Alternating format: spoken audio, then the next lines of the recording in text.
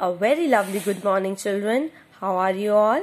I hope you all are fine. Now get ready for new happy learning video. Take out your science book. Open page number 77, chapter number 8, water. In previous video, I told you about water cycle. Today, we will discuss characteristics of drinking water. So, water should be colorless, odorless, free from suspended impurities, means small particles, free from bacteria and germs, free from harmful compounds. So, drinking water should be colorless, odorless, free from suspended impurities, free from bacteria and germs, free from harmful compounds. Now, purification of water. The impure water has to undergo series of steps for the process of purification. जो impure water होता है उसको step by step process हम follow करते हैं उसको purification के लिए, उसको साफ करने के लिए. जो गंदा water होता है उसको साफ करने के लिए हमें कुछ steps follow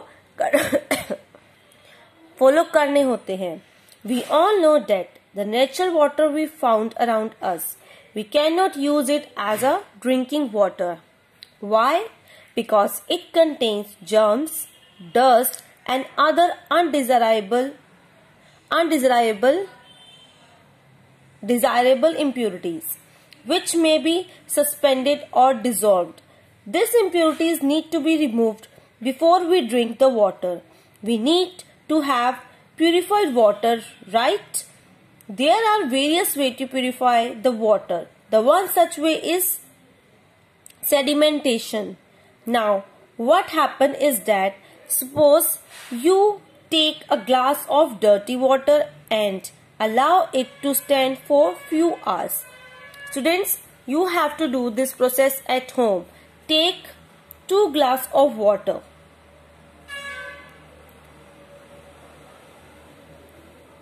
Take 1 clear water and a glass of dirty water and allow it to stand for few hours. After few hours, you will see that all the impurity has settled down at the bottom. आप थोड़े time तक उसको ऐसे ही रख दीजिए glass को, तो आप देखोगे जो जितना भी उसके अंदर डर्ट थी वो नीचे आकर बैठ गई है. उसके बॉटम में आकर साइड जो डस्ट पार्टिकल्स थे सब वहां पर बैठ गए हैं. That's called as sediments. उनको हम क्या बोलते हैं? Sediments. In the similar manner, river water is pumped into tanks or big reservoirs and allowed to stand for few hours. Then all the solid particles that is there in river water settle down at the bottom and we get clear water at the top. ऐसे ही similar यही process हम कैसे करेंगे? जो reverse का water होता है, जो लेक्स का वाटर होता है, उसको हम टैंक में डालते हैं और काफी टाइम तक उसको ऐसे ही रहने देते हैं. तो वाटर के अंदर जितनी भी डस्ट होती है वो नीचे बैठ जाती है, जितने भी सॉलिड पार्टिकल्स होते हैं वो नीचे बैठ जाते हैं. कहाँ पर आ जाते हैं? At the bottom of that tanks. और जितना भी क्लियर वाटर होता है वो ऊपर आ जाता है at the top of the tank. तो number 1, pumping.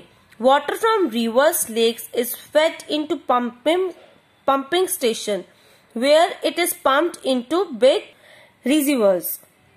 Number 2, sedimentation. Water is collected in reservoirs. Heavy particles settle down in the tank. Water को हम collect करते हैं तो जितना भी particles है वो कहाँ पर आ जाते हैं? टैंक की bottom पर. Chemicals like alum are added to speed the process of sedimentation. कौन से केमिकल हम यूज करते हैं? अलम. So alum is used for purifying water. And what is reservoirs? Reservoirs is an artificial place where water is collected and stored for use. Now there is another method, that is filtration.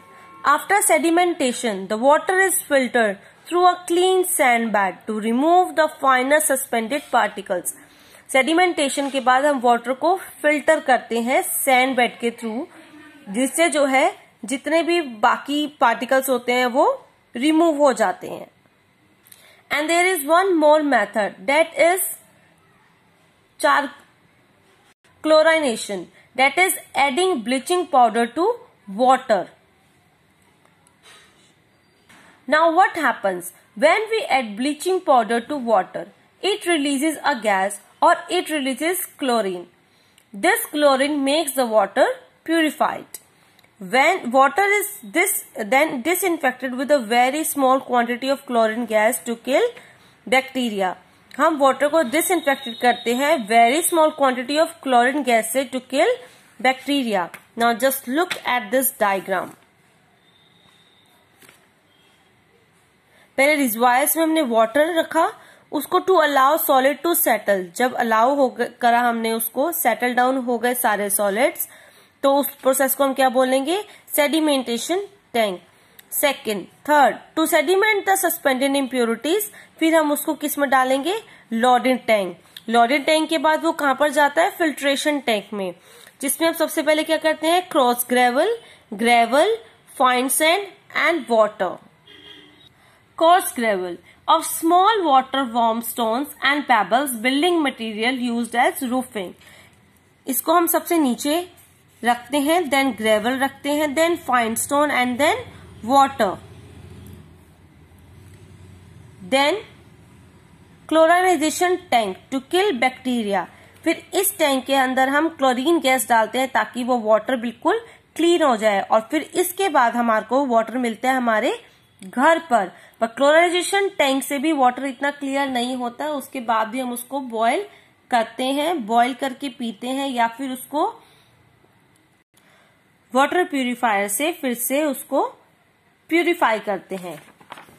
So purification of water, step 1 pumping, step 2 sedimentation, step 3 filtrization and step 4 क्लोराइजेशन.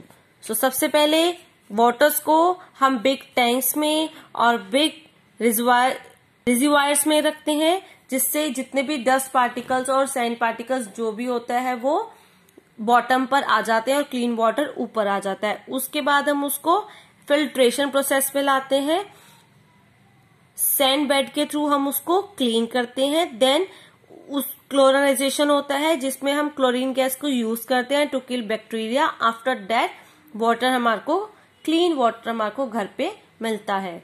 That's all for today. Thank you.